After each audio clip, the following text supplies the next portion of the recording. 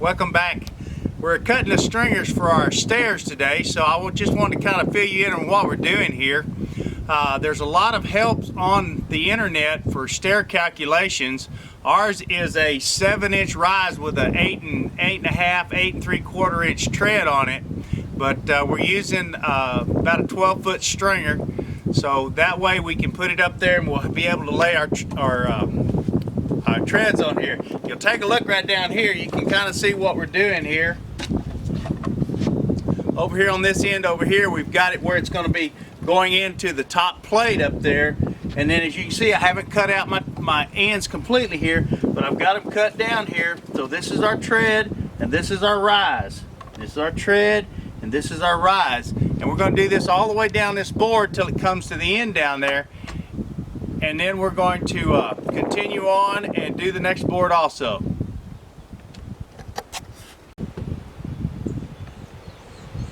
Hey guys, good morning. Here we are again. We're going to be taking a look at our stairs. Unfortunately, we had a lot of help over the weekend, so we didn't get a lot of videoing done, but I wanted to come back and give you some tutorial on these stairs that we built. As you can see, they go right on up to our landing spot up on our loft up there. And what we did, I had never cut stairs before, so this was a first for me, so I'm sure it's going to be a first for you. So what I did is I got a template from Home Depot to get started with. I'll get it and show it to you here real quick. I brought this template from Home Depot just to kind of give me an idea of what my tread was and what the rise was. But we ended up with our treads being 10 inches and our rise was 7 inches. Now this was just a template to kind of get us started, because when you put it up there, if you put it flat here, this angle right here may not reach the landing point you want to be at. So you have to get you a stringer, which is what these are right here. They're called stringers. And you want to take that stringer and you want to lay it up there and figure out about what it is as far as your angle is. And then you want to cut the end of it off like this template is right here, so it fits at your landing spot. If you'll take a look up here,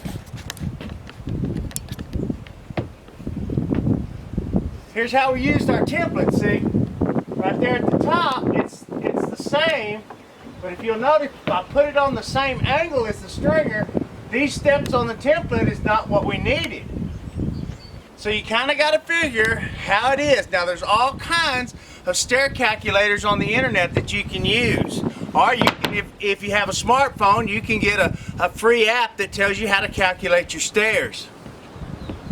Well, again, what we ended up with was a 10-inch tread and a 7-inch rise, and we put those at 11 inches, which makes them 3.5 inches from the back part of our stringer. 3.5 across here, 11 from point to point here, and 11 from point to point here. That gives us a 7-inch and a 10-inch on the tread.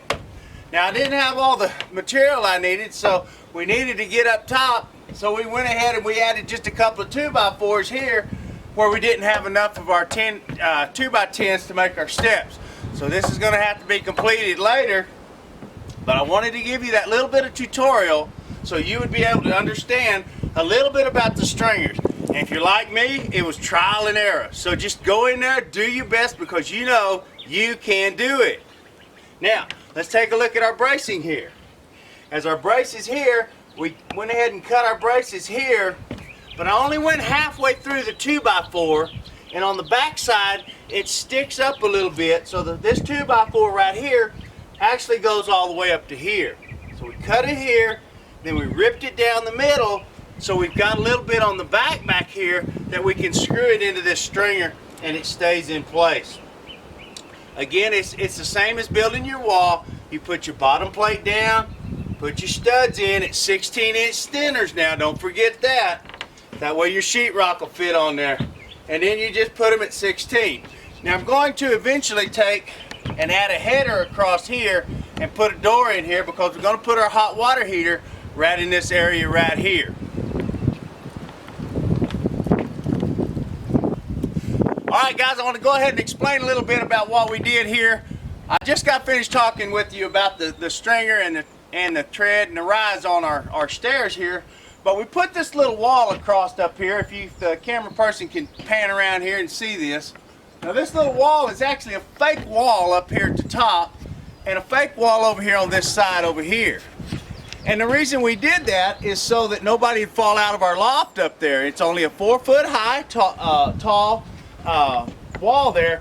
But if I would have put it on top of my joist that was up there, go ahead. Then it would be, it would shrink down our depth in our stairs here. We've got a 24-inch stairway, which is going to be plenty for us and the kids. You may want to make yours a little bit longer. I think suggested is 32, but we went with a 24-inch wide stair. But if I put that wall up there, that would have dropped it down to about 18 inches at the top where we go through. So I didn't want to do that. So what I did is I come in here and made a little mini header out of a 2x4 and some ripped 2x4s, and brought that header. We've got two 2x4s with a little piece down the middle, and we made that sandwich in a header type fashion, and we made that 127 inches, which fits across here. And then what I did is I nailed that header into the joist, and I put my wall on top of it. That way I continue to have my 24-inch width on my hall, my little landing up there, and my stair depth.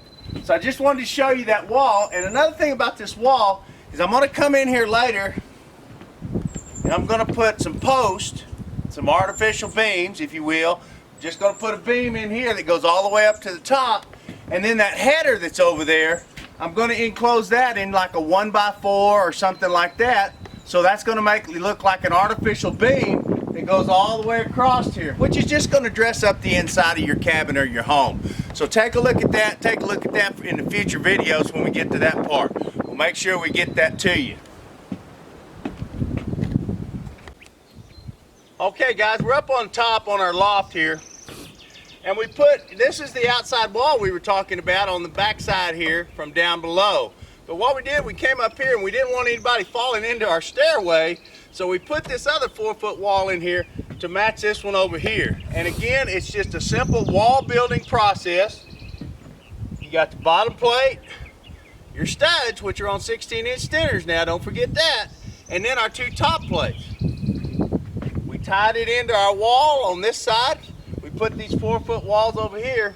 Now we didn't want our rafters to come down to the floor and make a real tight end in there. So what we did on our little A-frame here is we jacked the wall up 4 feet so our rafters would fit on there, which eventually when we see out on our slope of our rafters up to the top, to the peak of our roof up there, when we get out here to the middle, we're going to have probably a 8 to 10 foot roof right here, so we'll have plenty of room. We're not going to bunk our heads. And don't forget, now we'll probably have a ceiling fan up here, so we gotta think a little bit ahead here, because remember, you can do it. Now don't forget, right here on the end is just a simple stop, and we're going to come in here later and we're going to sheetrock this and sheetrock that, maybe put a real pretty trim on top. But I wanted to show you our landing space right here. Our stairway comes in right here. Remember I talked about that 24 inches right there? Well, we want to make sure that that 24 inches carried all the way across back to that wall back there. And this is going to be just a hallway down there. May put a little shelf at the end down there to put your little knickknacks and stuff on, make it look real pretty. But we're going to be, when we get finished, we're going to just sheetrock in here, make sure that looks good. But we wanted to come up right here in the middle of our house, because if we didn't, if we came up over here on this end over here, we're going to hit our heads on our rafters when we hit the landing spot. Same thing on the other side. All right guys, hey, I wanted to show you up here where the landing part comes in from our stairway. Remember now, our stairway is 24 inches wide, and we had to kick this wall over a little bit, because if we didn't, we'd lose it down to 18 inches, and that means I don't know whether I could fit through here after all. But we made it a little bit so we can get in there. Now, remember, we put the little header underneath, and we put our bottom plate on top of that header. Then we put our studs at 16 inch with our top plate that runs all the way across. Same thing with this little wall right here. Now this little wall right here, is our 4-foot wall that keeps people from falling out of the loft down into the stairway. So we have protection all the way around so people won't fall down into the living room or the kitchen, except for our little space right here with our stairway. And of course, later on, I'll show you how we're going to put in some handrails and stuff on our stairway so everything will be safe. Now, we did do our 4-foot walls right here, and remember now our rafters are going to be coming in, and we didn't want our rafters to come in way down here into our floor, because then I couldn't even be standing right here. But if they come in right here and lay right here and then off to the eave of our house, then I can pretty well walk all the way into right here.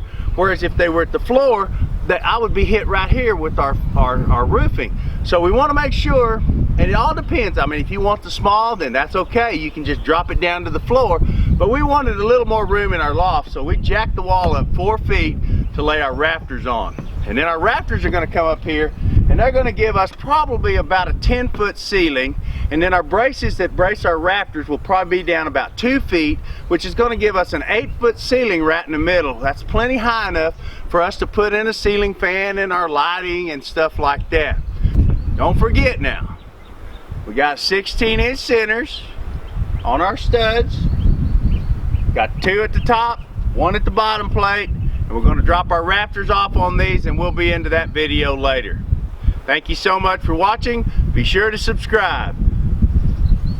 www.retirementlivingonashoestring.com for more information and tips. Don't forget, give us a thumbs up and subscribe to our channel. Remember, you can do it.